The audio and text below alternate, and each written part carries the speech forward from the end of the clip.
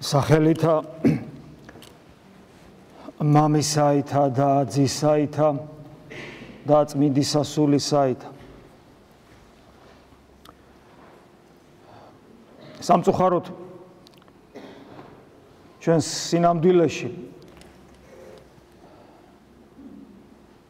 სინამდვილეში საქართველოში აქ ჩვენს ეპოქაში ჩვენ სულიერ ცხოვრებას ძალიან არასწორად ვიწყებთ. რა თქმა უნდა, ღმერთი თითოეულ ჩვენთაგანს გვაღვიძებს, გვაფხიზლებს. ადამიანი ვერ დაიწყებს ეკლესიურ ქრისტიანულ ცხოვრებას, თუ ღმერთი მის გულს არ შეეხო და არ გამოაღვიძა უღმრთობის ძილისაგან. მაგრამ მერე იწყება პერიოდი ჩვენი საკეთებლისა. და აი სწორედ ამ დროს ჩვენ სამწუხაროდ ჩვენ სულიერ ცხოვრებას ძალიან სტიქიურად ვიწყებთ. სტიქიურად ვიწყებთ და ეს ვლინდება მაგალითად იმაში, რომ უბრალოდ რელიგიური ცხოვრების მოთხოვნილება გვაქვს. მაგრამ ამ რელიგიური ცხოვრების მოთხოვნილება შეიძლება ეს მოთხოვნილება ძალიან ძლიერი იყოს. მაგრამ რელიგიური ცხოვრების მოთხოვნილება არის ისეთი, რომ ამ დროს ჩვენ ვერ ვიგებდით და ვერ ვიგებთ თუ რას ნიშნავს ქრისტეს გზა. ვერ ხედავთ ქრისტეს გზას. თეორიული ქრისტიანობა შემდგომი ეტაპია, როცა ჩვენ რაღაცას ვსწავლობთ და თეორიულად რაღაცას ვიგებთ. მაგრამ სამწუხაროდ ამ თეორიას ვერ ვცილდებით. კატეხიზმოს დონეზე ვრჩებით. წამსის ცოტათი უფრო ცლად განმარტების დონეზე ვრჩებით. თუნდაც წამსი საკმაოდ ცლად განმარტებული ვიცოდე, რასაც დოგმატური ღვთისმეტყველება ქვია. ეს მაინც თეორიული ქრისტიანობაა, იმიტომ რომ თუ დოგმატები მოწყვეტილია პრაქტიკულ სულიერ ცხოვრებას, ის თეორიულ ქრისტიანობად იწოდება და არაფერს ნიშნავს ჩვენი სულის ცხონების საქმეში. ამას ემატება ის, რომ ამ მდგომარეობაში ადამიანს აქვს რა მოთხოვნილება მიღმიერ სამყაროსთან რეალური კავშირისა, მაგრამ არის ის რა, როგორ გააკეთოს ეს, იწყება სერიოზული ცდუნებების პერიოდი, რასაც თქვია ცდუნებები ცრუ მისტიკით, რომელიც ვლინდება სასწაულების ძიებაში, წინასწარმეტყველებებში, ინტუიციის გაძლიერებაში, განსაკუთრებული მადლმოსილი მოძღვრის ძიებაში. ამ შემთხვევაში მადლმოსილებაში გულისხმობ მოძღვარს, რომელმაც რო შეგხედავს შესახებ ყველაფერი იცის. თავზე ხელს დაგადებს და განჰკურნავს. წინასწარ გეტყვის ყველაფერს მკითხავივით. ყოფი ცხოვრებაში რა და როგორ უნდა გააკეთო. შენ არ გჭირდება ბრძოლა საკუთარ თავთან, არ გჭირდება ღვაწლი, რომ საკუთარი თავი დაინახოს, ყველაფერს ის გეტყვის. სამწუხაროდ აი ეს იგულისხმება მადლმოსილ მოძღვარში და არა სხვა რამე, რაც სინამდვილეში უნდა გქონდეს მოძღვარს, მადლმოსილს. მოკლედ, ცრუ მისტიკის ძიება, რომელზეც უფალი ძალიან მწვავე სიტყვებს ამბობს, ნათესავი ბოროტი და მემრუშე სასწაულს ეძებს. მრავალი მეტყვის მე იმ დღეს, როცა წარვსგებით ყველანი ღვთის წინაშე, უფალო განაშენი სახელით არ და ჩამოთვლილია იცით. სწორედ ის, რასაც ცრუ მისტიკა შეიძლება უწოდოთ. წინასწარმეტყველებანი, სასწაულების მოხდენა. მაგრამ უფალი ამბობს, არ გიცნობთ, გეტყვით მე თქვენ მაშინ, არ გიცნობთ მოქმედო უსჯულოებისან. ანუ აქაც ჩანს, რომ თავარი არის რაღაც არა მიწიერი, არა მატერიალური მოვლენა, რომელსაც ცრუ მისტიკას უწოდებთ. არამედ თავარი არის შემეცნება, შეცნობა, ურთიერთობა ღმერთთან, არ გიცნობთ მოქმედო უსჯულოებისან. პიროვნული გახსნა ღვთის წინაშე. ნებისმიერი მისტიკა, მე ადრეს გითხარით, ნებისმიერი მისტიკური მოვლენა წინასწარმეტყველება, იმ კითხავები რო წინასწარმეტყველებენ, ხვალე შენ ცხოვრებაში რა იქნება. ნებისმიერი გაძლიერებული ინტუიცია ეს არსებობს. ტელეპათიური თუ 1000 მსგავსი ფენომენი და მოვლენები. ყველაფერი ეს სიზმრისეული ჩვენებები და ხილვები. ყველაფერი ეს არის იმ სიფტყეში, რომელსაც ქმნილება ჰქვია. ღმერთმა შექმნა ეს სამყარო თავისი მატერიალური და არამატერიალური ღმერთმა ეს სამყარო შექმნა ისე, რომ მასში არის მატერიალურიც და არამატერიალურიც. არიან ცხოველები, არის მატერია, არის ცხოველები, არიან ცხოველები, არიან ადამიანები, არიან ანგელოზთა დასი, მათგან ნაწილი გახდნენ დემონები, ანუ ანგელოზთა დასი და დემონები და ის ზეციური ძალნი, რომელსაც ჩვენ ზოგიერთი ვიცით წიგნიდან, წმინდა წიგნიდან, ზოგიერთი არ ვიცით. ეს ყველაფერი ჩვენთვის მიუწვდომელი, ჩვენი სენსორიკისათვის მიუწვდომელი. ეს ყველაფერი არის მისტიური სამყარო, არამატერიალური სამყარო, მაგრამ ეს ყველაფერი ქმნილებაა და ნებისმიერი რამ ამ ქმნილებაში არსებული და გამოვლენილი არის ის სიფტყე, რომელიც ღმერთმა შექმნა. და აი ამ სფეროში არის სწორედ ის დემონური წინასწარმეტყველებანი და ინტუიციები და ასე შემდეგ, რომელთაც ადამიანები ასე ხშირად არიან დაჯილდოვებული. მაგრამ ქრისტიანული ცხოვრება არის ამ ყველაფრის მიღმა. როგორც ხშირად მithქვია, ამ სიფტყიდან ასვლა ვერტიკალში.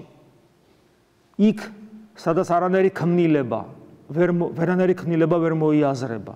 სადაც არის საუფლო ყოვლადწმინდა სამებისა, მამაი, ძე და სული წმინდა, სადაც სუფევს, რომლებსაც ანგელოზებიც ვერ ხედავენ, თვით სერაფიმები და ქერუბიმებიც და ხედავენ ღმერთს მხოლოდ მის ხელთუქმნელ ენერგიებში და თავად ღმერთს ვერ ხედავენ. შეუძლებელია ეს და იმიტომ. სწორედ აქ, აი იმ სიდიადეში იქნა ასული ძე ღმერთი თავისი ადამიანური ბუნებით. იგი დაждდა მარჯვენით ღვთისა და მამისა და მას, როგორც ყოვლის შემძლე ღმერთს, თავისი შეუძორელი და ყოვლის შემძლე ნებით ნებავს, რომ სადაც იგია ჩვენც იქ ვიყოთ. აი ჩვენი ადგილი სად არის. ნებისმიერი სხვა რამ იქიდან ცოტათი ქვემოთ იმყოფება სიფტყეში და ეს ყოველივე ჩვენი ცდუნების, ჩვენი ხიბში შეყვანის შესაძლებლობას იძლევა. ამიტომ ძალიან ფრთხილად ვიყოთ. გავიაზროთ რა არის სწორესულიანი ცხოვრება. აი მაგალითად ხდება ხოლმე ესე, რომ რომელიღაცა, თქვათ, მონოზონი, ბერი, შეიძლება იყოს სახარისხშიც, თავისი არაორდინალური ქცევებით და მანერებით, თავისი გარეგნული ღვაწლის განსაკუთრებული გამოვლენებებით, თქვათ ზედმეტი ასკეტიკა, თქვათ არ ჭამს არაფერს, ან თქვათ ფეხშველა დადის, მაგრამ მე მინდა შეგახსენოთ, ქრისტე ჭამდა კიდევაც და ფეხშველა არ დადიოდა. ესეც კარგად გვახსოვდეს, აქედან ჩანს, რომ ასკეზას აქვს მნიშვნელობა, მაგრამ არა გადამწყვეტი და არა პრინციპული, რითაც შეიძლება ადამიანი მოიხიბლოს უბრალოდ. ან მდუმარებაშია, ქრისტე მდუმარებაში არ იყო მინდა გითხრათ. თუმცა მდუმარება ეს დიდებული ღვაწლია, მაგრამ არა თავისთავად. და შემდეგ უკვე რაც მე გითხარით, ჩამონათვალი, დაინახა და მიხვდა ვინცა ვარ, ეგრევე გამაშიშვლა თითქოს რენტგენის წინ მიდექი, ჩემ შესახებ ყველაფერი იცის, ეს ფენომენი არსებობს წმინდანებში, კი, როგორ არ არსებობს. არსებობს, ამის მაგალითები გვაქვს, მაგრამ ეს არ არის მთავარი, იმიტომ რომ თქვათ იონე ნათლისმცემელს არც ერთი ეს თვისება არ ქონდა, მაგრამ მასზე დიდი წინასწარმეტყველი დედამიწაზე არ დაბადებულა, როგორც უფალი ამბობს. ეს ყველაფერი არის გარკვეული ნაყოფები და იმ შემთხვევაში ღირებულნი, თუ ის არის ნაყოფი, ესეთი ნაყოფი სწორედ სულიერი ცხოვრებისა და ამ ნაყოფის გამოვლინებას ჩვენს წინაშე აქვს ერთადერთი დანიშნულება. შენ კონკრეტულად ისწავლო, როგორ დაემოწაფო ქრისტეს, როგორ იპოვო შენს არსებაში ადგილი, სადაც ღმერთი უნდა დამკვიდრდეს, როგორ იბრძოლო ამ ადგილის განწმენდისათვის და როგორ დაიწყო ცოცხალ ღმერთთან პიროვნული ურთიერთობა. მხოლოდ ამისთვის არის ეს ყველაფერი თუ ის წმინდანს ახასიათებს. ხოლო თუ ის წმინდანისგან არ არის და ეს ნაყოფები ხიბლის არის, ხიბლიდან გამომდინარეა, მას არანაირი ღირებულება არ აქვს და უფრო მეტიც მას შეუძლია შენი გზიდან, შეუძლია კი არა, იგი აუცილებლად შეგანცდეს გზიდან და ვერ მიხვდები, რას ნიშნავს ჭეშმარიტი ქრისტიანული ცხოვრება. კიდევ ვიმეორებ, რომ იგი არის არა ის, რასაც წეგან ვამბობდით, რომ საკუთარ თავში იმ ადგილის პოვნა, ჩვენ ვამბობთ გული, მაგრამ ეს გული ანატომიური გული არ არის.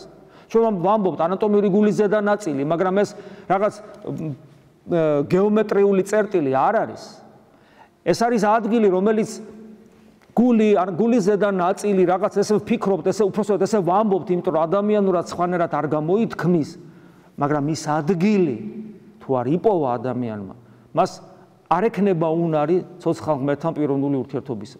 ვიღაცა იტყვი ხა თუ ვერ ვიპოვეთ, ვერ ვცხონდებით, ჩვენ ცხონებაზე ამ შემთხვევაში არ ვსაუბრობთ. ანუ ჩვენ არ ვსაუბრობთ ცხონებაზე იმ გაგებით, რომ ღმერთს ყველას ცხონება სურს, ღმერთს ყველას შეწყალება სურს, ღმერთს ყველას გადარჩენა სურს და ღმერთი არის მოსიყვარულეს მამა, რომელიც არა მიზეს, არამედ საბაბს ეძებს ჩვენი ცხონებისა. ჩვენ ამაზე არ ვსაუბრობთ, ჩვენ ვსაუბრობთ ჩვენ საკეთებლზე, თუ ჩვენ რა უნდა გავაკეთოთ.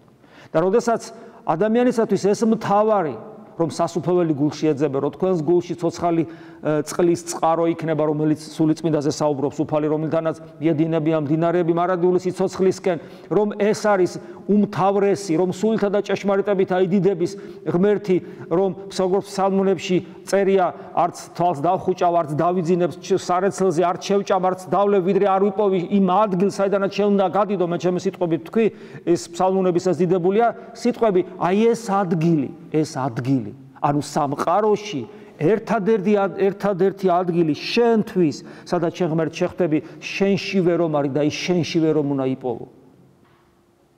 აი ეს თუ არ ხდება, აქეთკენ თუ არ არის მიმართული მოძღვესა და სულიერი შვილის ურთიერთობა, ეს ყველაფერი სრული სიყალბეა, ცრუ მისტიკა, არაფრის მომცემი არ არის და ვღებულობთ კვლავ თეორიულ ქრისტიანობას უკეთეს შემთხვევაში, სრულ მისტიკას, რომელიც ხიბლის წყაროა უარეს შემთხვევაში. და რა საშინელებაა, როდესაც ადამიანი, რომელიც აი ესე ჩვენ ყველას გამოგვიცევა, მე ჩემ თავზე ვიტყვი, აი ესე სტიქიურად დავიწყე სულიერი ცხოვრება, იმიტომ რომ ღმერთი ჩემს გულს შეეხო და გადიოდა წლები და წლები და მე ვერ ხვდებოდი რა არის ეს. თუმცა მაშინ ამ კითხვას მე არ ვსვავდი. რას ნიშნავს ჭეშმარიტი სულიერი ცხოვრება. მაგრამ თუ ღმერთმა ამ მდგომარეობიდან გამოგიყვანა მადლობა უფალს, მაგრამ შეიძლება ვერ გამოხვიდი ამ მდგომარეობიდან და თუ ამ მდგომარეობაში მყოფი, როცა შენი ქრისტიანობა უკეთეს შემთხვევაში მხოლოდ თეორიული აღმოჩნდა, მაშინ შენ და შენ გახდი მოძღვარი, ანუ სხვების მასწავლებელი, მაშინ ეს ნიშნავს, რომ შენ სხვათათვის ქრისტეს გზას ვერ მოახერხებ, სხვას ქრისტეს გზა აჩვენო. რამე თუ ქრისტეს გზა არის კონკრეტული და მასზე თეორიულად სვლა არის შეუძლებელი. აი შეუძლებელი ადამიანს უთხრა, იცი ილოცე, ვერაფერს ვერ გააკეთებს ის. ვერაფერს ვერ გააკეთებს ის. იმიტომ რომ ჩვენ ტრადიციაში არსებობს ლოცვის ესეთი განმარტება, აიღე დილას-აღამოს ლოცვები და ზიარების წინა ლოცვები, განსაკუთრებულად ახალი მოსულისათვის, რომელსაც თავგზა გაებნევა იქ რა უნდა იკითხოს და იწყება მექანიკურად აღსრულება რაღაც წესი. იკითხებს ფსალმუნები, რომელსაც ქრისტოცენტრული აზროვნების გარეშე საერთოდ ვერ გაიგებს ადამიანი, ჩვენ კიდევ მეგრევე მივაჩეჩებთ ხოლმე ამ წმინდა წიგნს ადამიანს და აბა იკითხებს განსაკუთრებულად არაეკლესიურებს, რომლებსაც ახლობელი გარდაეცვლება და მივაჩეჩებთ. აჰა, 40 დღე იკითხებს ფსალმუნები. და რა უნდა გაიგოს? და თუ ვერ გაიგებს, რა აზრი აქვს? და აი ესეთი პრობლემების წინაშე ვდგავართ და ეს ძალიან გვაწვება ჩვენ სამღვდელოებას. და თუ ამას დაემატა ის, რომ ჩვენ გავჯიქდით ჩვენს პრინციპებში, რომ დიახ, ესე უნდა ვაკეთოთ, აბა სხვანაირად როგორ იქნება, ანუ ჩვენ სიამაყეცსა და ამპარტავნებას შორს მოსაძიებელი არა გვაქვს. მაშინ გახსენდებათ ერთხელ გითხარით სიმონ ახალი ღვთისმეტყველის ძალიან მწარე სიტყვები თითოეული ჩვენთაგანისათვის, განსაკუთრებულად სამღვდელოებისათვის. რომ თუ ამ ადამიანის სიმდაბლეში არ არის და ამა კიდე ამპარტავანია და ესეთი ადამიანი კიდე სხვების მოძღვრად დადგება, ის დასრულებული მკვდარიაო ამბობს და ესეც უკვე ექიმიც აღარ სჭირდება. ეს ძალიან წარე სიტყვებია მე მესმის, მაგრამ ეს არის წმინდანის სიტყვები, რომელსაც დაეჯერება. იმიტომ რომ ის სერაფიმივით და ქერუბიმივით ხედავდა ღმერთს თავის ხელთუქმნელ ნათელსა და ენერგიებში. ძალიან დიდი იყო. ამიტომაც უწოდა ეკლესიამ მას ღვთისმეტყველი. ჩვენ ყოველთვის უნდა ვეცადოთ, როცა ვკითხულობთ ლოცვა-ილოცვის ტექსტი იქნება, რომელიც სული წმინდით გაწმენდილი გულიდან აღმოსული წმინდანის გულიდან არის აღმოსული და ამიტომ სული წმინდის ნაყოფია შეიძლება ასე ითქვას ყოველი ლოცვები, რომელიც ჩვენ ეკლესიამ შემოგვინახა წმინდანებისა, ასევე ფსალმუნებით, მაგრამ ხო გესმით, როგორ გაიგებ სული წმინდის მიერ გამბრძნობილი და განწმენდილი გულიდან ამოსულ სიტყვებს თუ ჩვენ თვითონ თავად ამ გზაზე არ ვდგავართ, ამიტომ ყოველი ამ ტექსტის გაგება ჩვენთვის ადვილი არ არის, ასევე წმინდა წერილი, რომელიც ასევე ნაყოფია სული წმინდისა და ანუ ღმერთისა და განწმენდილი ადამიანის თანამშრომლობისა. წმინდა წერილი ნაყოფია თანამშრომლობისა, ის მარტო ღვთის სიტყვა არ არის, ის ნაყოფია, მაგრამ ეს ნაყოფი ისეთი ნაყოფია, რომელიც ადამიანურ შეცდომებს არ შეიცავს. ეს ძალიან მნიშვნელოვანია. თავარში, შეცდომებს მთავარში, შეიძლება პუნქტუაციაში თქვა შეცდომა იყოს, გრამატიკულ ნორმებში შეცდომა იყოს, რა თქმა უნდა. მაგალითად შეიძლება იყოს მარკოს მახარებელთან შეცდომა სიტყვაზე, იმიტომ რომ ის არც ბერძენი იყო და არც განათლება არ ჰქონდა. ლუკასთან რა თქმა უნდა შეცდომები არ არის, იგი განათლებულიც არის და ესე იგი სულ სხვა დონის ინტელექტუალური შესაძლებლობები ჰქონდა, მაგრამ ამას მნიშვნელობა არ აქვს. მნიშვნელობა სხვა რამეს აქვს. თავარში იქ შეცდომები არ არის. ანუ როგორ ვეძებოთ ღმერთი და როგორ ვიპოვოთ სამყაროში ადგილი, სადაც ჩვენ ღმერთს შეხვდებით და ეს ადგილი არის ჩვენში. ყველაფერი თავი და ბოლო, აი ეს არის ქრისტიანობისა. იმიტომ რომ თუ ღმერთში ვარ შეხვდით, ჩვენს ქრისტიანობას რა ფასი აქვს, რა აზრი აქვს საერთოდ. და აი ყოველთვის უნდა ვეცადოთ, რომ წმინდა წერილი იქნება ეს თუ წმინდა ლოცვები თუ მამათა ნაწერები, ყოველთვის აი სიღრმისეულად ვიკითხოთ და არსი და აზრი ვეძებოთ აი ყოველივესი. რატომ წერდნენ? რატომ ლოცულობდნენ? რას ამბობდნენ? მხოლოდ ამისთვის ღმერთთან ცოცხალი ურთიერთობა სურდათ. სხვა არაფერი არ იყო, სხვა მიზანი არ ჰქონდათ. ეს არ იყო რაღაც რელიგიური გზნობების დაკმაყოფილების სურვილი და თვით თავმოწონება რელიგიურ ცხოვრებიდან და ზნეობრივი ცხოვრებიდან გამომდინარე ამასოფლის წინაშე თავმოწონება. მოციქულები, აი რომ ვკითხულობთ მოციქულთა ცხოვრებას და წმინდანების ცხოვრებას, ერთი საინტერესო ნიშანი აქვს მათ, რომ ისინი ვერ ეგუებიან ვერაფერს ამ სოფლიურს. ვერ ეგუებიან შინაგანად. მათ ყველაფერი მოძულებული აქვთ ამ სოფლს. შეუძლებელია სხვანაირად თუ ეს სოფელი გიყვარს და ამ სოფლის სიყვარულში იგულისხმება არა ქმნილების სიყვარული, როგორც ასეთი, არამედ ის გაბატონებული სული, რომელიც ჩვენიდან გამომდინარე და ეშმაკებიდან გამომდინარე გაბატონდა, თუ ეს გიყვარს, როგორ შეიძლება რომ შენს გულში ღმერთი დამკვიდრდეს.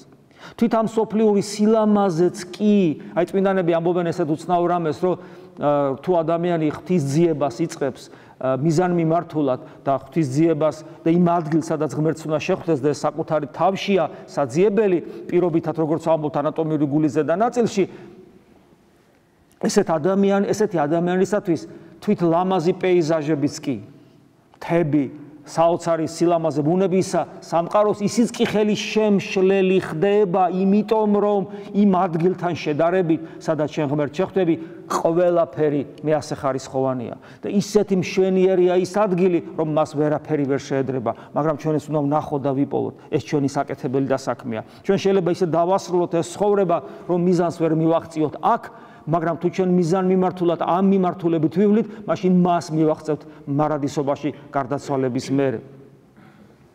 აი დღეს ძალიან ბევრი საინტერესო ადგილი იქნა აღმოკითხული იოანე მახარებლის მე-17 თავიდან.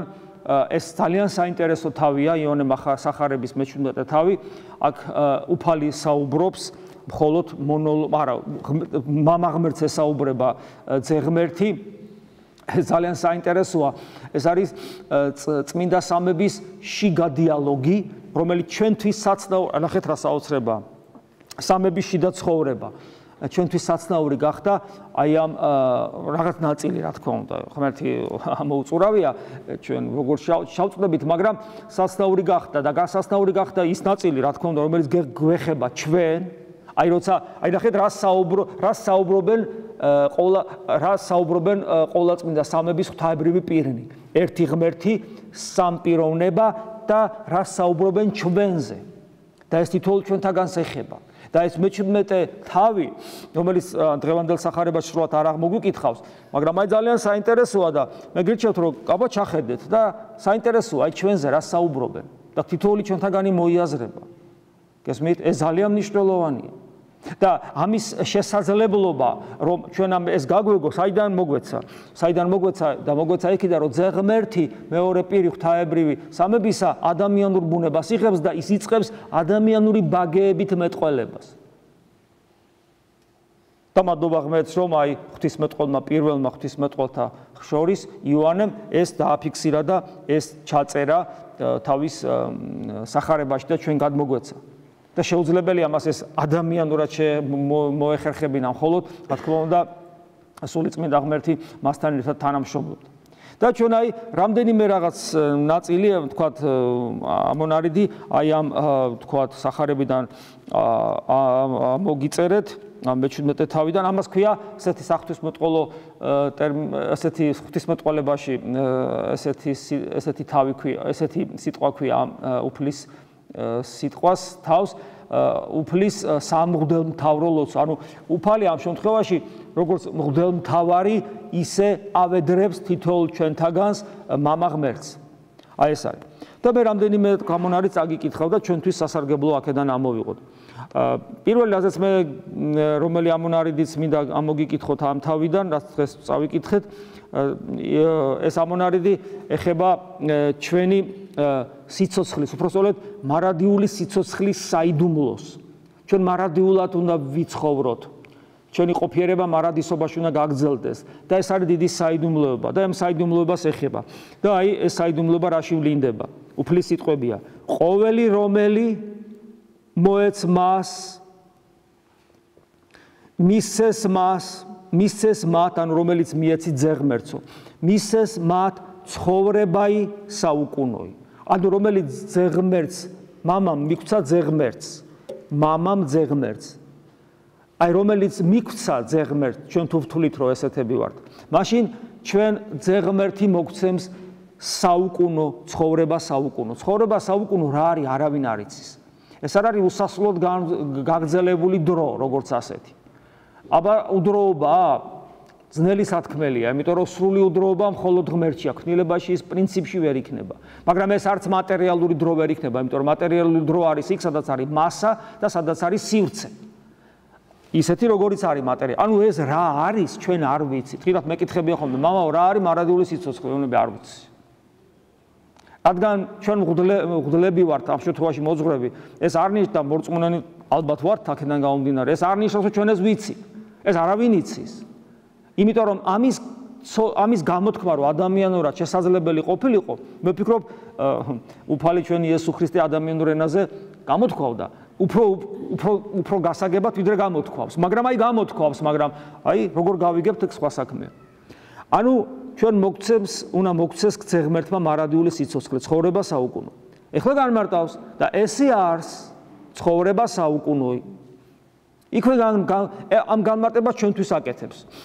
და ცხოვრება საუკუნო, მარადიული, არ ვიცი კიდე როგორ გამოთქვა, ეს სიტყვა მარადიული და საუკუნო თლათ მე მგონი თლათ იგივეობრივიც არ არის და ვერ არის. და რა არის ცხოვრება საუკუნო? და განმარტავს რა არის? რათა, აი ეს არის ცხოვრება საუკუნო. თუ გასაგები იქნება, აბა რა ვიცი. რათა გიცოდიან, ანუ გიცნობდნენ, გიცოდიან შენ მხოლოდ ჭეშმარიტი ღმერთი და რომელი მოავლინე იესო ქრისტე.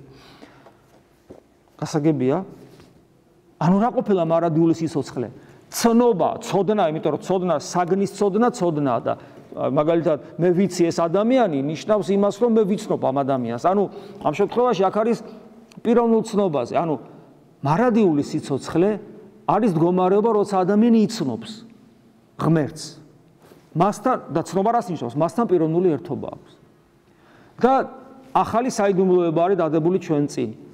ადამიანის და ღმერთის როგორც სამპიროვნება არსების და ადამიანის როგორც ერთპიროვნება არსების პიროვნული ერთობა, პიროვნული ურთიერთობა. ურთიერთცნობა არ გიცნობთ მოქმედო უსჯულოებისანო. ხოლო ცხონებულს ეტყვის გიცნობ. გიცნობ შვილო ჩემო, გიცნობ. იმას ეუბნება არ გიცნობ. ხო? გესმით? აი ეს ურთიერთობა. რამე გაიხსნა ჩვენთვის? არც არაფერი არ გაიხსნა. მაგრამ მივდივართ იქ. ესე იგი ჩვენ უნდა ვიპოვოთ ადგილი, სადაც მას პიროვნულად შევხვდებით და გავესაუბრებით და შევალთ მასთან დიალოგში. ეს ადგილი არის ჩვენში. ჩვენშია ეს ადგილი. რა უნდა ვიცოდეთ იმისათვის, რომ ეს მოხდეს? კვლავ ამონარიდი. იგივე თავიდან, უფლის სიტყვებიდან. ატუცნობიეს ჩვენზე საუბრობს. რამე თუ ყოველი რომელი მომეც მე შენგან არს. ახლა ჩვენზე საუბრობს. ესე იგი მათ გაიგესო ჩვენზე ამბობს, რომ ყოველი რომელიც მე მომეციო შენგან არს. და მე აგზელებს ამე თუ სიტყვანი რომელი მომცენ მე მივცემათ, აქ საუბარია სიტყვაზე. ის ცოდნა რაც ძეღმერთმა მოგვიტანა. ანუ ძეღმერთის ყოველი სიტყვა, აი რო გეუბნებით, სახარების კითხვა. სახარების კითხვა თვითონ სახარება საიდუმლოებაა და სახარების კითხვა, სახარებასთან ურთიერთობა კიდევ ერთი საიდუმლოებაა. იმიტომ რომ სახარებაში მართალია ადამიანურად წერია, ანუ ადამიანურად გამოითქმის სიტყვა ღვთისა, მაგრამ ეს ადამიანურად გამოთქმული სიტყვა ჩვენ უნდა ვიცოდეთ, აი მიხვდენო ესენი იციანო, რომ ეს ყოველივე რაც შენ მომეცი და სიტყვაზე აკეთებს აქცენტს, რასაც მე ვამბობ, შენგან არს. ანუ ღმერთი ადამიანური ბაგეებით, ადამიანური სიტყვით გვეუბნება, ღმერთი გველაპარაკება. ჩვენ ძალიან გვაქვს ხოლმე ამის სურვილი, რომ აბა როგორ ეხლა, აბა რომ ვიცოდეთ, ჩვენ თუ გვწამს და თუ ქრისტიანები ვართ, ჩვენ უნდა ვიცოდეთ, რომ სახარებას რო ვკითხულობთ, ჩვენ გვაქვს გამოცხადება ღმერთის. გამოცხადება გვაქვს, როცა ვკითხულობთ, რწმენით. ანუ ჩვენ გვეცხადება ღმერთი და გველაპარაკება, იმიტომ რომ ეს ღმერთის სიტყვაა. ესე ამბობს ქრისტე. ჩვენ შეგვიძლია ეს არ მივიღოთ, მაგრამ ჩვენ ქრისტიანები არა ვართ. თუ ჩვენ ვართ ქრისტიანები, მაშინ ეს უნდა მივიღოთ. და უფალი კიდევ გვიმეორებს, მათ გაიგეს, რომ ყოველი რომელი მე მომეც შენგან არის და სიტყვანი რომელი მომცენ მე მივცემათ და თუ შენ ამას მიხვდები და თუ შენ ამას მიიღებ, ამ სიტყვებს შენ მიიღებ და მათ მიიხვნეს, ანუ მიიღეს ეს სიტყვები და ცნეს ჭეშმარიტად. ჭეშმარიტად. და აგზელებს, ამე თუ შენგან გამოვედ და რწმენა, რამე თუ შენ მომავლინე მე. და თუ ჭეშმარიტად, მაშინ რა გამოდის? და ესე იგი სინამდვილეა, მაშინ ესე იგი ეს მე შესაბამისად უნდა ვიცხოვრო, მაგრამ უნდა მახსოვდეს, რომ ამის გაგება ადვილი არ არის. ანუ ამბობს, მეუბნება, მაგრამ მე მაქვს ის პრეტენზია შეიძლება მქონდეს, რომ აი წავიკითხე, უნდა ყველაფერი გავიგე, აი რო გეკითხებით ხოლმე თქვა ახალმოსულებს, სახარებას კითხო, კი წაკითხული მაქვს, ვაი. რასკია წაკითხო, გაიგე? ერთმა მახსოვს თქვა, მე ამოვწურე უკვე სახარება. ხო, რას ნიშნავს? როგორ უნდა ამოვწურო? სახარებას კი არა. ვეფხისტყაოსანის ამომწურავი კაცი მანახეთ და დოსტოევსკის ამომწურავი და თქვა ბეთჰოვენის მეხუთე სიმფონიის ამომწურავი კაცი მანახეთ და ვან გოგის ნახატების ამომწურავი კაცი მანახეთ. ღმერთის სიტყვას როგორ ამოწურავ? ვერ ამოწურავ. შეუძლებელია. მუდმივი ურთიერთობაა საჭირო. თუ ჩვენ სწორად ფიქრობთ და სწორად ვცდილობთ ცხოვრებას, მას თავისი ნიშანი აქვს. ამას სწორ ცხოვრებას თავის ნიშანი აქვს. ეს ნიშანი რა არის? აი ესეც წმინდა წერილში იგივე მე-17 თავში. ხოლოაც შენ და მოვალ და ამას ვიტყვი სოფელსა შინა. და აი ეს ნიშანი თუ ჩვენ აი ისევ ცხოვრობთ, როგორც წეღან საუბრობდით. რაით აქუნდეთ მათ სიხარული ჩემი სავსებით. ეს ძალიან დიდებული სიტყვებია. სიხარული ჩემი სავსებით. ეს სიტყვებია, შემდეგ პავლე მოციქული რო ამბობს, მარადის გიხარდენო. ანუ ეს მიწიერი სიხარული არ არის. ეს იმას ნიშნავს, რომ მიწიერი სიხარული ჩემიო, არა მიწიერიო ჩემი და ჩემი სადაური. სიტყეში არა, ანგელოზებრივი არა და ასე შემდეგ, არამედ ვერტიკალში და ეს ვერტიკალი უსასრულობაში ადის ყოვლადწმინდა სამების სიხარულია ეს. ღმერთი ჩემი სიხარულიო ამბობს, ყოვლადწმინდა მამის, ძის და სულიწმინდის სიხარული ამათ გქონდეთო, თან როგორ, ისე კი არაო, სავსებით. გესმით რაზეა საუბარი? სავსებით, სრული სისავთ, ანუ ღმერთები უნდა გახდეთ, იმიტომ რომ ვის შეიძლება გქონდეს ღმერთის სად არის სიხარული თუ არა ღმერთს? ღმერთნი ხართ ამას გვასწავლის და ის სიხარული უნდა დაიტიოთ, რა სიხარულის მე მაქვს სავსებით. და ეს იცით რას ნიშნავს? ეს ნიშნავს, რომ ამ ქვეყანაზე ვერანაირი სიხარული, ამ ქვეყნიური მართლაც ხო გვაქვს ამ ქვეყნიური სიხარულები ამ ქვეყანაზე, ხო გვაქვს, მაგრამ ვერანაირი ამ ქვეყნიური სიხარული ვერ გააფერპთალებს და ვერაფერს შემატებს იმ სიხარულს, იმიტომ რომ ის უსასრულოდ დიადია. და ამ ქვეყნიური ტკივილები და განსასწრებელი ვერაფერს დააკლებს მას, იმიტომ რომ ასევე ის უსასრულო სიხარულია, ეს მიუაჩნდილებელი ნათელია. ეხლა ეს რომ ჩვენში გახორციელდეს, ჩვენ გვაქვს გარკვეული დავალება. ეს დავალებები ძალიან ბევრნაირად არის გაშლილი. მაგრამ ერთ-ერთი რაც არის ჩვენთვის მოცემული დავალება, აი ეს არის: ვითარცა მე მომავლინე სოფლად, მამას ეუბნება. მეცა წარვავლინებ მათ სოფლად. ეს არის ერთ-ერთი დავალება, რომელსაც ჩვენ სულ ვივიწყებთ. იმიტომ რომ სამწუხაროდ ჩვენი ქრისტიანობა გადაიქცა ინდივიდუალურ ქრისტიანობად. ინდივიდუალისტები გავხდით, ანუ ეგოისტები. აბა როგორები ვიყოთ თუ არა ინდივიდუალისტები, ადამიანი იკითხავს, პიროვნებები უნდა ვიყოთ. რა განსხვავებაა ინდივიდსა და პიროვნებას შორის? ინდივიდი ცხოვრობს თავისთვის, პიროვნება ცხოვრობს სხვისთვის. განსხვავება ეს არის. ინდივიდი ეგოისტია, პიროვნება სიყვარულს ატარებს. და ქრისტიანი გახდები მაშინ, როცა პიროვნული განვითარება გაქვს და არა ინდივიდუალისტური. ამიტომ წარვავლინებ მათ სოფლად, ეს ნიშნავს, რომ ჩვენ პიროვნულად უნდა განვითარდეთ. ეს ბევრ რამეში უნდა, აი მაგალითად. ჯერ ერთი მამაო ჩვენოს ვამბობ და არა მამაო ჩემო. ეს ერთი. ანუ ბევრ რამეს ნიშნავს უკვე. ეს ნიშნავს იმას, რომ ქრისტეს ძმები ვართ ყველანი ერთად, არა მარტო მე ვარ ქრისტეს ძმა და მამას, იმიტომ უწოდებ მამას, არამედ მამაო ჩვენო, ჩვენ ყველანი დაძმანი ვართ ქრისტესი. ეს და ერთმანეთის აქედან გამომდინარე. მერე ძალიან ცუდად გადაიქცა, თქვათ, ყველაზე დიდი საიდუმლოება ეკლესიისა ევქარისტია, ძალიან ცუდად გადაიქცა ინდივიდუალისტურ საიდუმლოებად. აი მაგალითად კორინთელთა მიმართ ეპისტოლეში პავლე მოციქული, მე ხლა ამ თემას ხა სიღრმისეულად არ შევეხები, არის ძალიან საინტერესო ადგილი, როდესაც პავლე მოციქული ამბობს, რომ მრავალი უღირსებით ჭამს და სვავს ქრისტეს ხორცდასის და ამიტომ ისჯებიანო და ზოგი ცუდად ხდება, ზოგი კვდება კიდევაც და არ შეიძლება, ანუ გვეუბნება, რომ საკუთარი თავი უნდა გამოვიცადო და ასე შემდეგ. ამას ბევრი განმარტება აქვს და ერთ-ერთი განმარტება იცით როგორი საინტერესოა, რომელიც უშუალოდ არის მთავარი განმარტება, იმიტომ რომ კონტექსტიდან გამომდინარე, წმინდა წერილის კონტექსტიდან გამომდინარეა.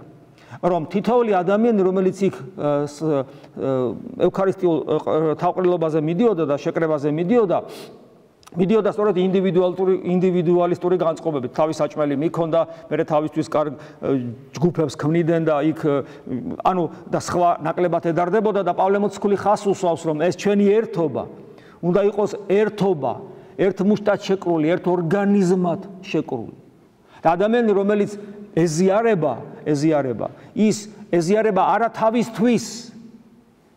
ჩვენ ესე მოვდივართ, მე ვეზიარები ჩემთვის და გვერდზე თუ შემეხო ვინმე მუჯლუგუსას გავკრავ, არა ეკლესიურებს, ან ახალ დამწყებებს ჩვევიათ ხოლმე. აი სადაც ბევრი ხალხია ვერ მოვდივარ, მამაო ჭეჭყვარი, ხმაური და ერთმანეთს უშლი ცხვარი, მაგრამ ბევრი ხალხი კი არ უნდა გწყინდეს, უნდა გიხაროდეს, ის შენი და არის, შენი ძმა არის.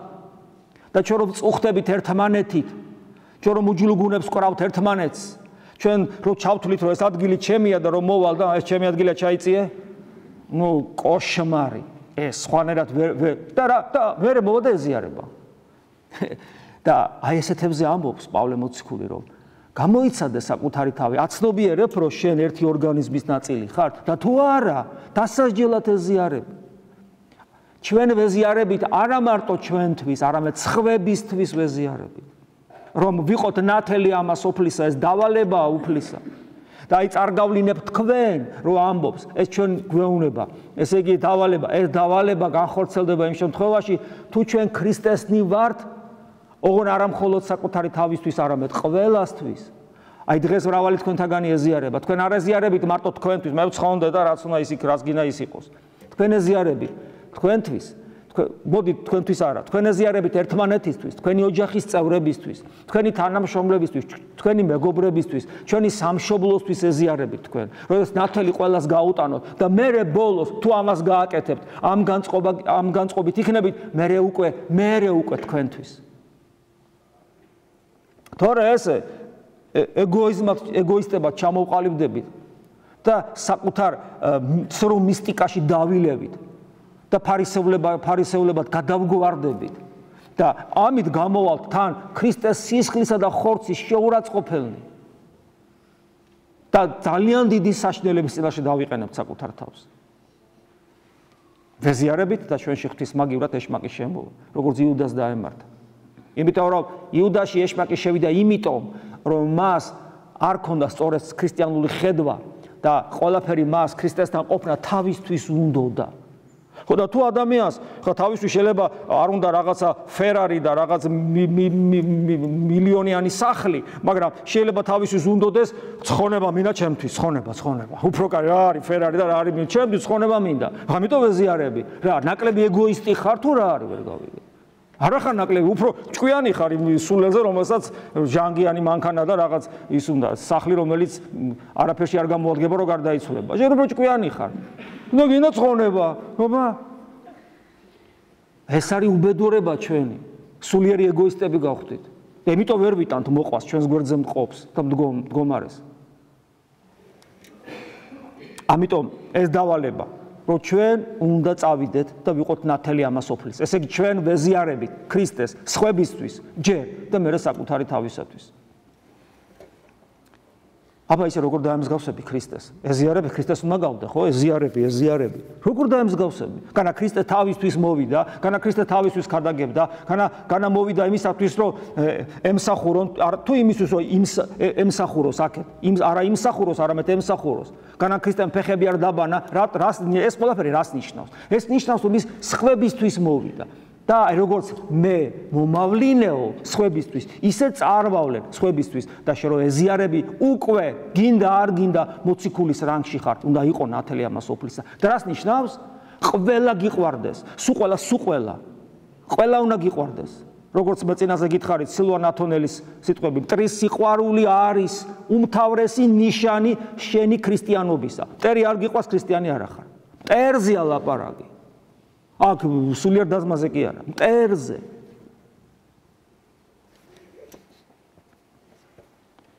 მძიმე სიტყვებია კი ჩვენი ეგოისტური ბუნებისათვის, მაგრამ სხვანაირი ქრისტიანობა არ არსებობს. მაშინ წავიდეთ და სხვა რელიგიის წარმომადგენლები გავხდეთ და ისე დავიფხანოთ რელიგიური გული ჩვენ. სიწმინდის მოხვეჭის გზა თითოეული ჩვენთაგანისათვის რა არის? აი ნახეთ რა საინტერესო სიტყვებია. და მათთვის წმინდა ვყოფ თავსაჩემსა ჩვენთვის ქრისტე ნახეთ რას ამბობს. ძე ღმერთი ხო წმინდა, აბა ღმერთი წმინდა, მაგრამ აქ ლაპარაკია მის ადამიანურ ბუნებაზე. ადამიანური ბუნება, რომელიც ჩვენნაირი მიიღო და განწმინდა და ამბობს მე მათთვის, ანუ ჩვენთვის წმინდა ვყოფ თავსაჩემსა. ანუ ძე ღმერთმა ადამიანური ბუნება აიღო ჩვენგან და განწმინდა. ჩვენთვის როგორ გაწმინდა? რას ნიშნავს გაწმინდა? ზნეობრივად იცხოვ რა? ქრისტეზე შეიძლება ვთქვათ, რომ აი ზნეობრივად ცხოვრობდა, რომ სასაცილოა, ხო? სად არის ზნეობა, მიწაშია ზნეობა და ქრისტეს ზეცაშია. ანუ აქ ზნეობა რაღაც სხვა უმაღლეს ღირებულებაზეა საუბარი. რა ზნეობრივი ცხოვრება რა არის? ის არ მოატყილო, რაღაცა არ დაჩაგრო, არ შეაგინო, არ უალატო, ნუ ეს არის ზნეობა, ნუ აქ რაზეა ლაპარაკი? სხვა რამეზეა ლაპარაკი, ხო? როგორ გაწმინდა ძე ღმერთმა თავის ადამიანური ბუნება. ეს არის ასევე ძალიან დიდი საიდუმლოება. ეს ესე იოლად არ განიმარტება. იმიტომ რომ სიწმინდეა თვითონ ძნელად განსამარტავი, ჩვენ უნდა მუდამ ვფიქრობდეთ და მუდამ ვკითხულობდეთ წმინდა წერილს და წმინდა მამებს, რომლებიც განმარტავენ წმინდა წერილს, თუ ქრისტემ რა გააკეთა, როგორ იცხოვრა, მისი ცხოვრების ყოველი ნიუანსი, რომელიც ჩვენამდე მოვიდა. აი ამ ყველაფრით ცოტათი მაინც და დასრულებული ჯვარცმით. თუმცა შემდეგ არ დამთავრდა ამითი აღდგომით, ამაღლებით, აი ყველაფერი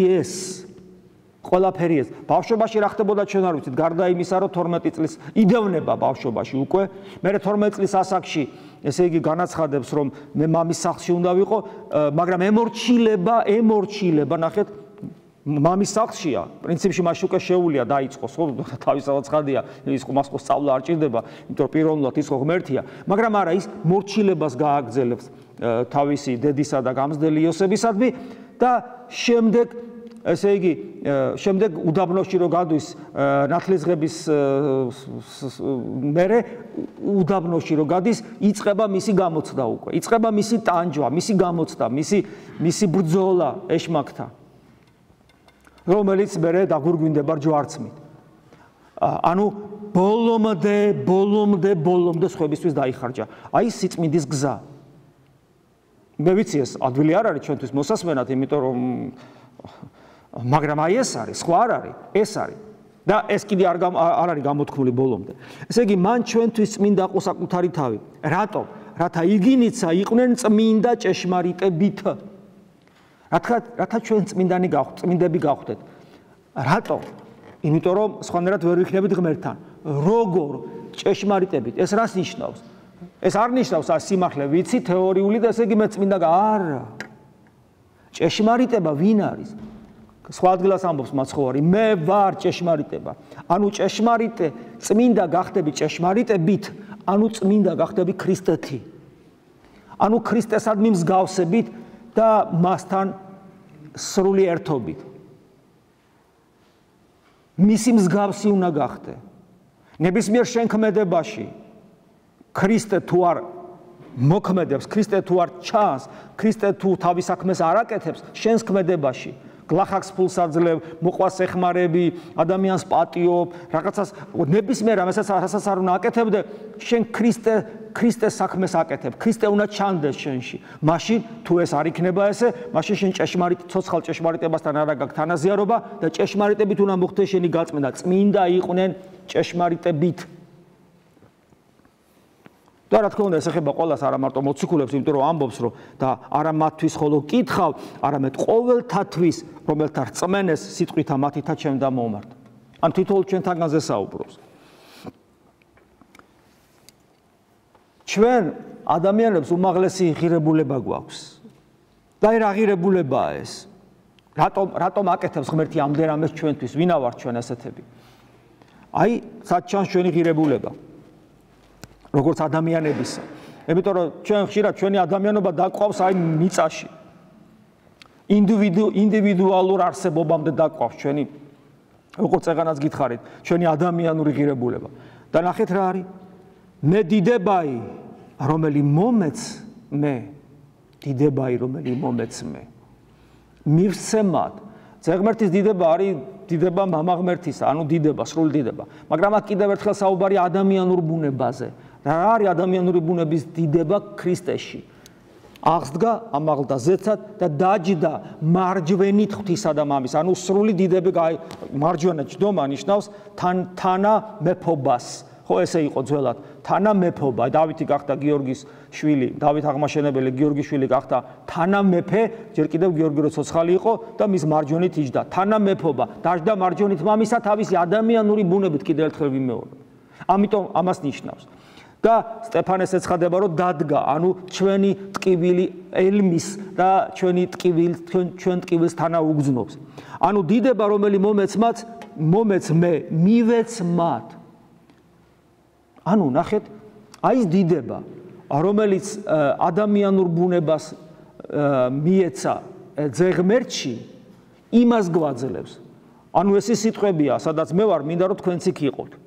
სადაც მე ვარ, მინდა რომ ეს ახლა აქვე იწყება. ეს არ იწყება მარადი რო გარდავიცვლებით მე. ეს იწყება აქ და მარადისობაში ნელ-ნელა ის რეალიზდება. აქვე იწყება ეს.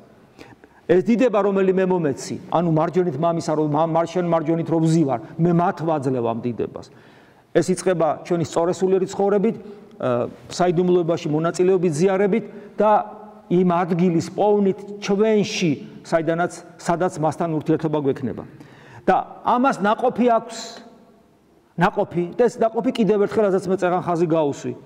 რათა იყვნენ ერთ, აი ნაყოფი. ერთნი ვართ, ერთი ორგანიზმი ვართ. ეს ერთობა სიყვარულით სავსე ერთობაა. არაფერი ხინჯი არ უნდა იყოს ჩვენ შორის.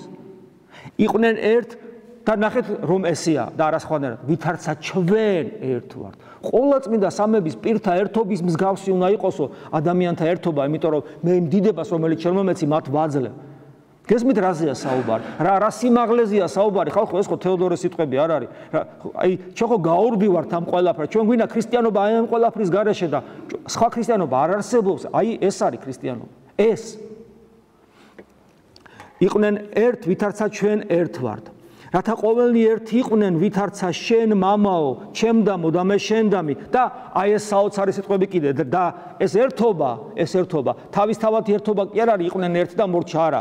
რაითა იგინიცა ჩვენ შორის ერთი იყვნენ, ანუ ჩვენი ადგილი ყოვლადწმინდა სამების წიაღში, რომელიც აქვე იწყება, გახსოვთ, რამდენჯერ გითხარით, იგივე იოანესთან როგორ არის, რომ ჩემი მოყვარე, ჩემს ცნებებს აღასრულებს და მამაც შეიყვარებს და მე და მამა მოვალთ და შემდეგ სულიწმინდაზეც ამბობს მოვალთ და დამკვიდრდებით ამ ადამიანში. აი იმ ადგილას, რომელსაც ჩვენ უნდა ვეძებდეთ, იქ დამკვიდრდება ღმერთი.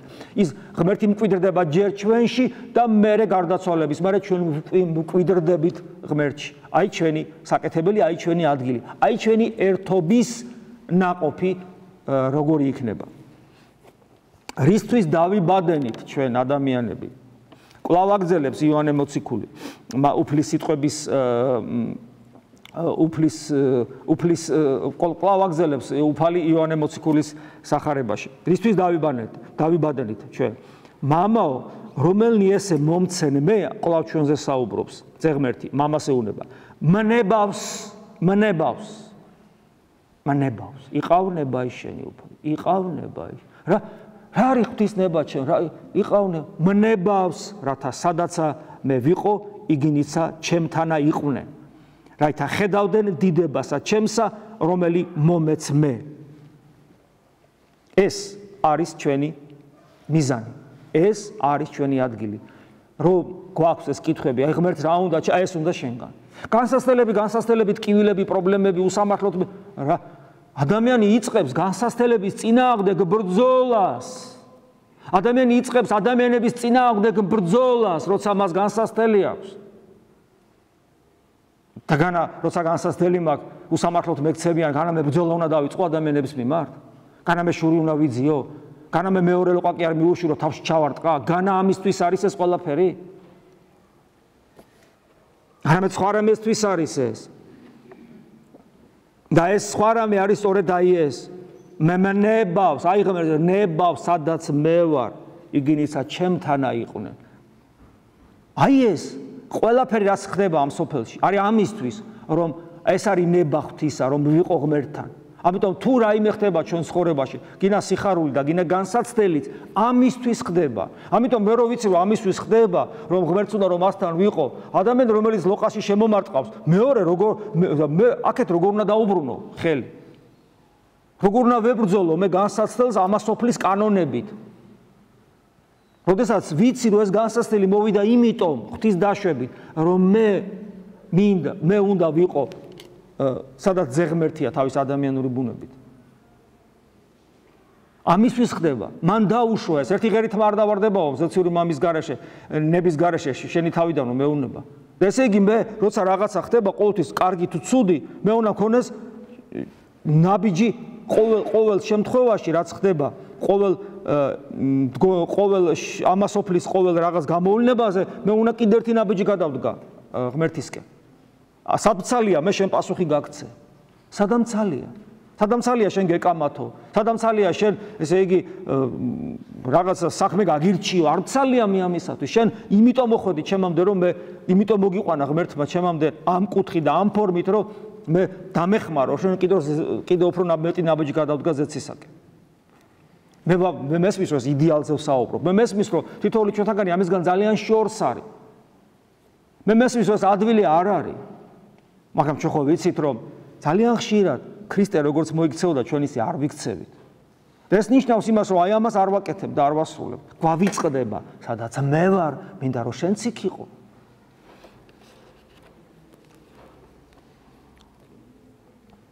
ადამიანური ცხოვრების საზრისი. დღეს ხშირად ამბობენ, დღეს 21 საუკუნეა და დღეს რა დროა და ადამიანის ცხოვრების საზრისი უცვალებელია. ვითარცა უცვალებელია საღვთო ყოფიერება. იმიტომ რომ ღმერთი რო იცვლებოდეს, მაშინ ადამიანის ცხოვრების აზრისით შეიცვლებოდა. მაგრამ ღმერთი არ იცვლება. აი ესევე ეს უკვე პავლე მოციქულის გალატელთა მიმართ ეპისტოლედან არის. იესო ქრისტე, დღეს ამოვიკითხეთ ეს, დღეს წირვისას.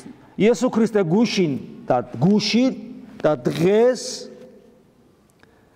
და იგი თავადი არის და იგი არის მარადისკობისკენ იყურება და იგი თავადი არის უკუნისამდე. ეს ნიშნავს, რომ იესო ქრისტე გუშინ დღეს და მარადისობაში არ იცვლება, ერთ და იგივეა. რადგან ქრისტე ერთ და იგივეა და ჩვენ ქრისტეს სიტყვებს ვამბობთ. ამიტომ ეს ნიშნავს, რომ ჩვენი მდგომარეობაც მთავარში, დღეს შეიძლება მანქანი დავდივარ და გუშინ მეცხენი დავდიოდი, მაგრამ მთავარში ადამიანი ხო ის არ არის, რითი დადის. ადამიანი ხო შინაგანი სამყაროა, აი მთავარში არაფერი ცვლილება არ შეიძლება მომხდარიყო, იმიტომ რომ ქრისტე არ შეცვლილა. გუშინ და დღეს და იგი თავადი არის, ანუ იგივე არის ის, რაც არის უკუნისამდე. ეს ნიშნავს, რომ ჩვენი ცხოვრების სააზრისი არ იცვლება. ამიტომ ჩვენ რო წმინდანებს ვკითხულობთ, თუ ადამიანი სულიერად ცხოვრობს, წმინდანის ნაწერი, რომელიც მეორე საუკუნეშია, რომელიც მეოთხე საუკუნეშია, რომელიც მეხუთე საუკუნეშია, მეათე საუკუნეშია, კითხულობ და იგებ შენ თითქოს შენი მეგობარია, პრინციპში მეგობარია და ერთნაირად ფიქრობთ და რამხელა 100 წლეულები და 1000 წლეულიზე მეტი გვაშორებს და ვიგებთ. იმიტომ რომ არ იცვლება ადამიანის თავარი არსი თუ იმას გაცნობიერებული აქვს რა არის მისი ცხოვრების აზრისი.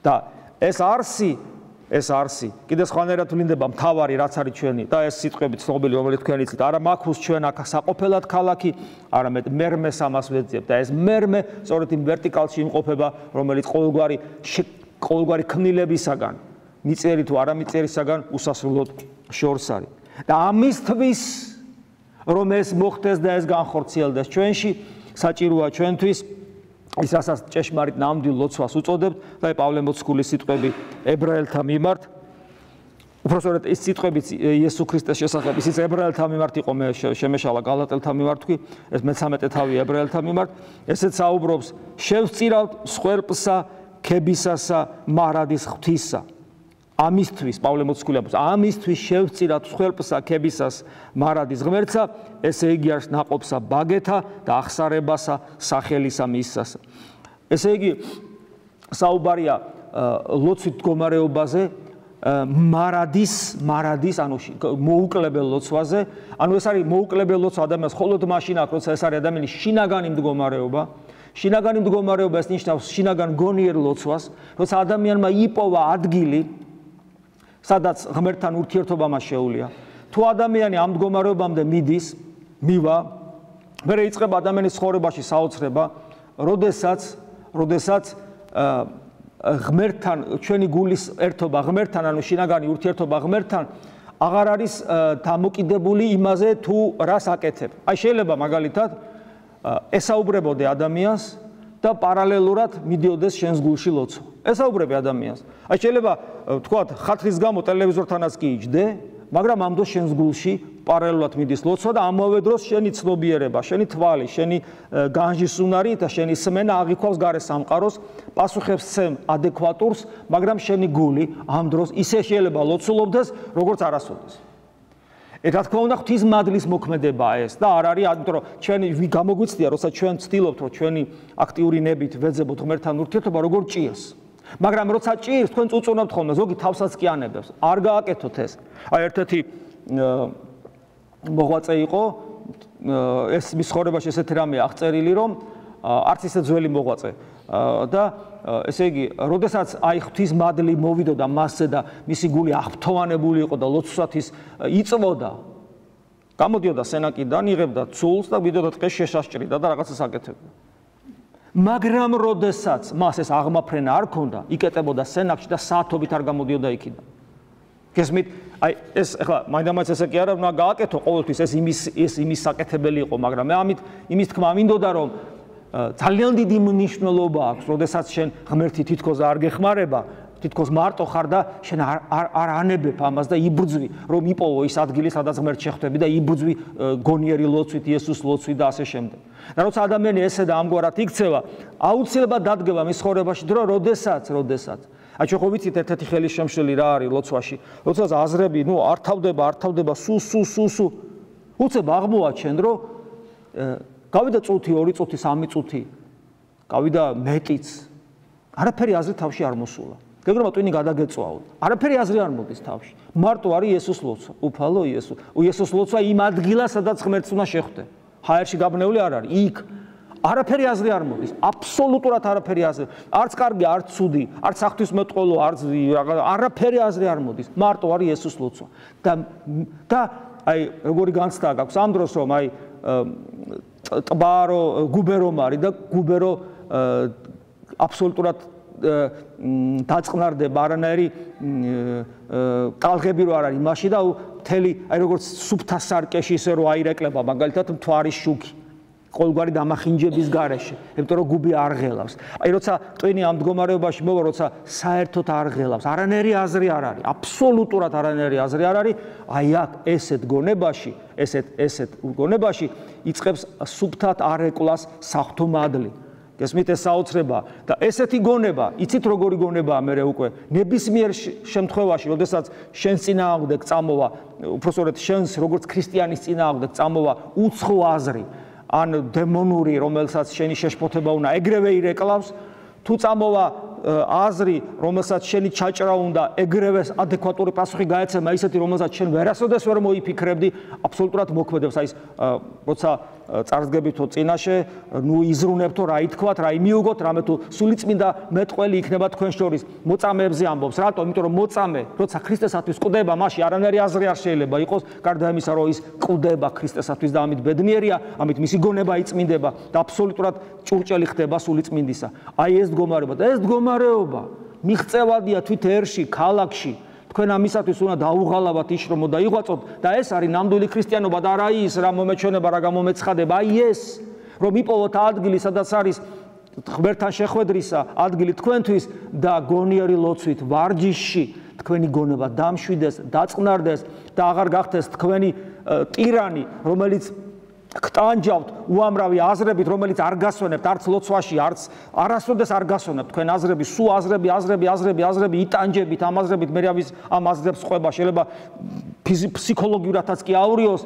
და აი ამ ტირანზე გაიმარჯვებთ ღვთის მადლით თუ თქვენ ივარჯიშებთ გონიერ ლოცვაში და მე უკვე ის ლოცვა თქვენგან დამოუკიდებლად იქნება გულში და კიდევ ვიმეორებ, რასაც არ უნდა იქმოდეთ მე უკვე. ყველაფერს ღვთისადიდებლად იმიტომ, რომ თქვენთან მუდამ არის ღმერთი, თქვენ იპოვეთ ის ადგილი სამყაროში, სადაც ღმერთთან ყოფნა შეიძლება. და თქვენთვის ეს სამყარო ნელა გაფერმკრთალდება, თავის აზრს დაკარგავს, თავის მნიშვნელობას, მას იმდენად ექნება მნიშვნელობა, რამდენადაც შენ ამ ქვეყანაზე ვალდებულებები გაგაჩნია. ეს არის ჩვენი გზა, ეს არის ჩვენი გასაკეთებელი, ეს არის ნამდვილი ქრისტიანობა და თუ ჩვენ ეს არ გვინდა მაშინ ჩვენ ტყილავთ გავართ ჩვენ ერთმანეთს ვერ გაუგებთ ჩვენ სხვადასხვა ქრისტიანობა გვესმის და ყველაფერს აზრი ეკარგება და ყოველივეს ამის შედეგად